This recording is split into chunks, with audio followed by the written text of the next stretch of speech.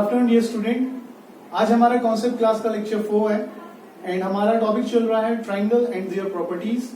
आज हम एक्सरसाइज 9.5 करेंगे। स्टार्ट करते हैं क्वेश्चन नंबर 1 से। क्वेश्चन नंबर 1 बोला one angle of the triangle is equals to the sum of its other two angle. उसका जो एक एंगल है वो अदर टू एंगल के इक्वल दिया हुआ है। If angle is twice the measure of one of the two angles, find all the angles of the triangle.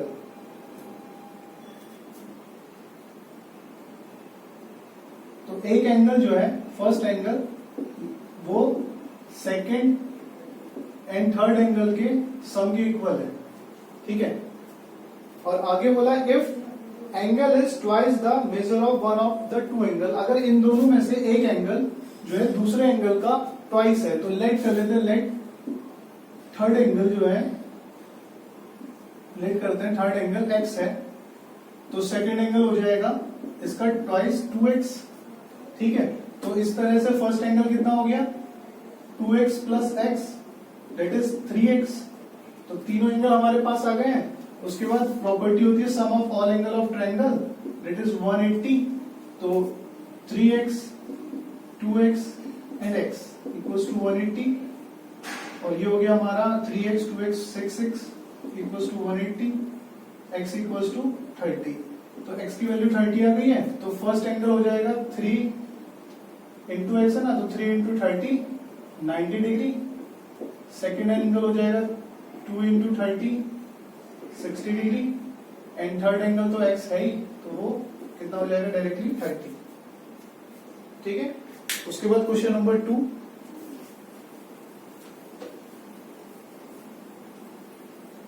Question number 2 में बोला है what is the length of the largest wooden rod that can be placed on the floor if the length and breadth of the room are this.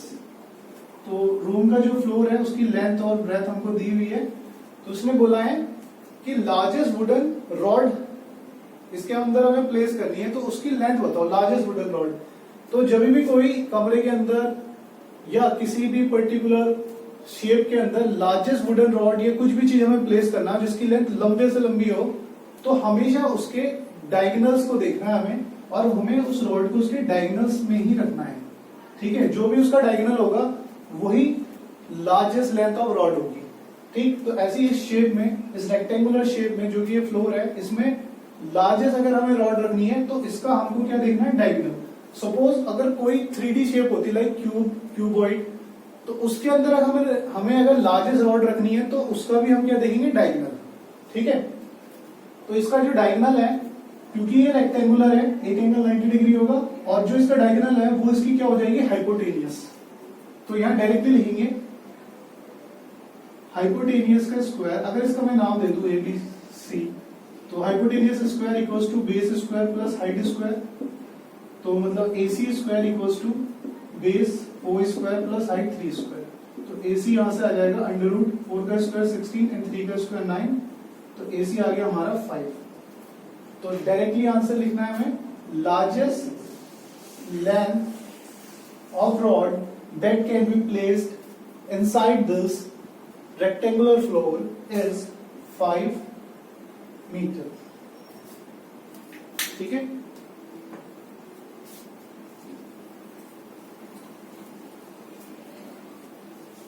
याद रखना, largest rod कभी भी place करनी है तो उसके डायगोनल पे, डायगोनल वाली जो लेंथ होती है वो लार्जेस्ट होती है।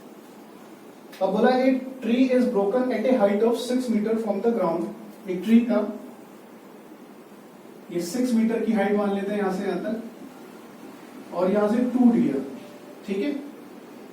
And its top touches the ground eight A distance of 8, और इसका जो टूटा हुआ हिस्सा है ना, ये वाला ऐसे टूट के ग्राउंड पे आ गया, और इसकी जो है इसके नीचे बेस से 8 मीटर की डिस्टेंस है, ठीक है। तो टूट कर 8 मीटर की डिस्टेंस पे ऐसा आके गिर गया। नेक्स्ट स्टेटमेंट बोला है find the original height of the tree. तो इसकी हमें ओरिजिनल हाइट बतानी है। ओरिजिनल हाइट क्या होगी, ये हाइट प्लस ये जो टूटी हुई हाइट है वो, ठीक है। तो इसका हम नाम दे देते हैं ABC। तो जो ओरिजिनल हाइट है वो इसकी हो जाएगी AC प्लस CB, ठीक है। तो AC तो है हमारे पास, CB निकालना है। तो CB क्या होगा, CB इसकी हाइपोटेनियस है ना, ट्री 90 डिग्री के एंगल पे। देखो ट्री बिल्डिंग हमेशा 90 डिग्री के एंगल पे ही लेना, ठीक, जब तक अनलेस और अनटिल उसने बोला नहीं गया हो कि 60 डिग्री के एंगल पे है 40 डिग्री के, अगर नहीं बोला तो 90 डिग्री लेना है। तो 90 डिग्री के एंगल पे ये है सामने वाली हाइपोटेनियस, तो इसका square equals to AC square plus AB square, तो इसका स्क्वायर AC स्क्वायर 6 AB 8, तो CB आ जाएगा अंडर रूट 6 का स्क्वायर 36, 8 का स्क्वायर 64, 36 64 100 एंड 100 का अंडर रूट होता है 10 मीटर। तो CB 10 आ गया। अब ओरिजिनल हाइट AC 6 CB 10, तो ओरिजिनल हाइट हो गई 16 मीटर। ठीक है, next question number 4।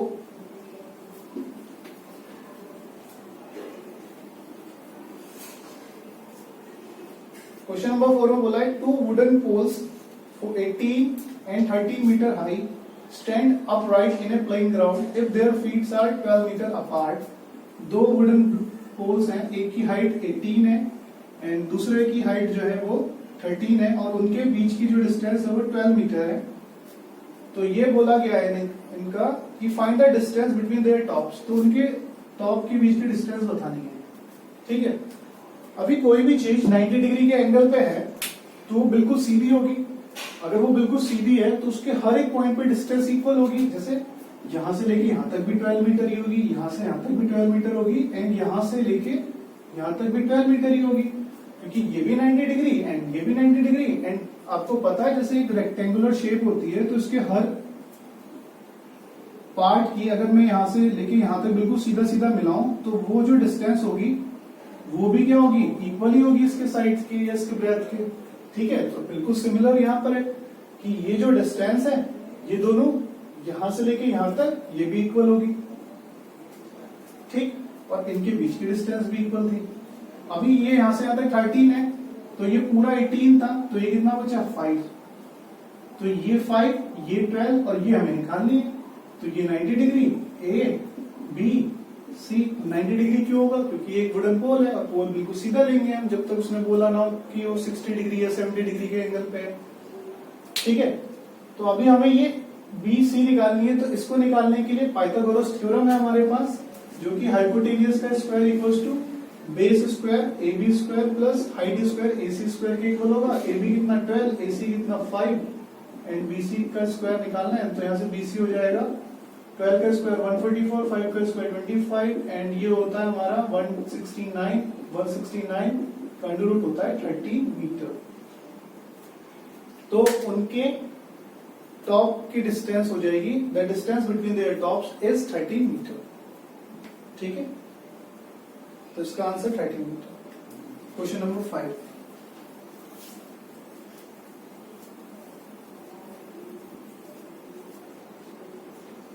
What is the length of each side of isosceles right angle triangle? तो isosceles right angle triangle बोल दिया इसने, तो इसका मतलब क्या हो गया कि ऑटोमेटिकली इसकी बेस और हाइट इक्वल होगी।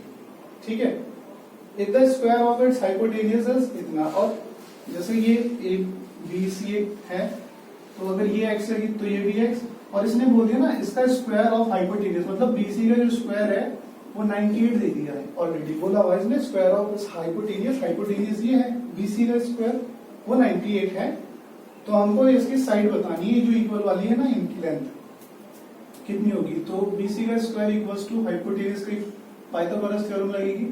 Hypotenuse square equals to base square plus height square, और यहाँ पे लिख देंगे 98, ये एक्स स्क्वायर ये भी एक्स स्क्वायर। यहाँ 98 का स्क्वायर इसलिए नहीं करेंगे इसने क्योंकि स्क्वायर की ही वैल्यू दी हुई थी, बोला हुआ था ना कि हाइपोटेनियस का स्क्वायर 98 है, तो सीधा BC का स्क्वायर 98 रख देंगे। ठीक है, दिया हुआ था, तो 2x स्क्वायर 2 नीचे जाएगा अपॉन में 49 एक्स स्क्वायर, तो x के ऊपर से स्क्वायर हटेगा, इस पे रूट चढ़ेगा एंड 49 का जो रूट होता है 7 मीटर। तो आंसर है 7 सेंटीमीटर।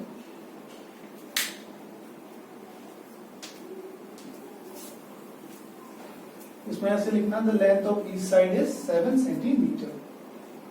क्वेश्चन नंबर 6, बोला Raju has a rectangular garden.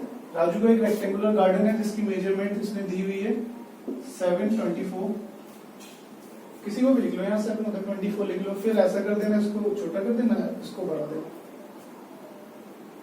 that he wants to split diagonally from corner to corner using a fence. तो इसको वो diagonally split करना चाहता है, ठीक है, कॉर्नर से कॉर्नर तक, और वहां पे वो फेंस बनाना चाहता है, दीवार इधर ऐसे.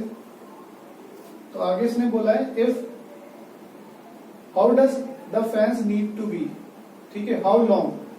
तो ये फेंस कितनी लंबी होगी, तो हमको बस क्या निकालना है, इसका हाइपोटेनस निकालनी है, क्योंकि ये एंगल 90 डिग्री. तो AC की लेंथ निकालनी है बस, AC square AB square plus BC square. तो AB स्क्वायर मतलब 24 का स्क्वायर, BC स्क्वायर 7 का स्क्वायर, 5 6 7 7 का स्क्वायर 49. दोनों को ऐड करेंगे 6 to 5. यहाँ से AC का स्क्वायर हटेगा, इधर अंडर रूट चढ़ेगा, and 6 to 5 under root 25 centimetre, 25 metre. ठीक है, तो यहाँ लिखेंगे the length of the fence of the diagonal is 25 metre.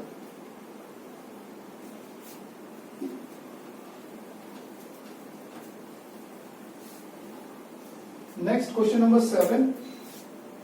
Question number 7 में बोला है ए लैडर मतलब सीढ़ी 70 मीटर लॉन्ग है when set against a wall of house. तो ये दीवार की छत से, दीवार मतलब घर की दीवार से जब उसको हमने सेट किया लैडर को, तो उसकी जो लेंथ थी वो थी 70 मीटर. आगे इसने बोला है reaches the top of the house. तो वो हाउस के टॉप तक जाती है, ये टॉप है घर का, वहां तक पहुंचती है. Find the height of the house. तो अगर ये यहां तक पहुंच रही है तो हमें इसकी हाइट बतानी कितनी होगी. If the foot of the ladder is 8 metre away from house.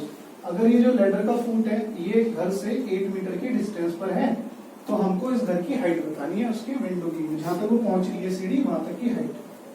तो फॉर्मूला होता है हाइपोटेनियस वाला ही. तो यहाँ पे लिखेंगे BC square equals to AB square plus AC square, and BC की वैल्यू नहीं पता, BC की पता है 17 का स्क्वायर, एंड AB की वैल्यू 8 स्क्वायर, एंड AC की वैल्यू H स्क्वायर. 17 स्क्वायर 289, 8 का square 64, and H square. Subtract करेंगे 289 माइनस 64 H स्क्वायर. तो दोनों को माइनस करने में 225 इक्वल्स टू H स्क्वायर. तो H आ जाएगा अंडर रूट 225, एंड 225 का रूट होता है 15. तो इसका आंसर आ जाएगा the height of the house is 15 metre. तो एक्सरसाइज 9.5 कंप्लीट होती है. Thank you.